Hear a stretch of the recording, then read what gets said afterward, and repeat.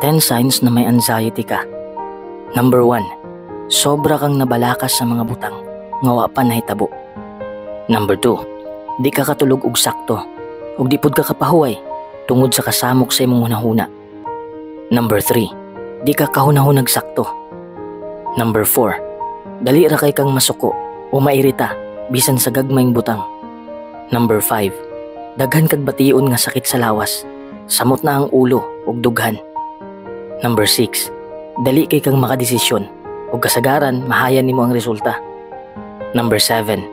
Wa na kay salig sa tanang tao kay feeling nimo igo ra kanilang pasakitan. Kumbaga, sige kag overthink. Number 8.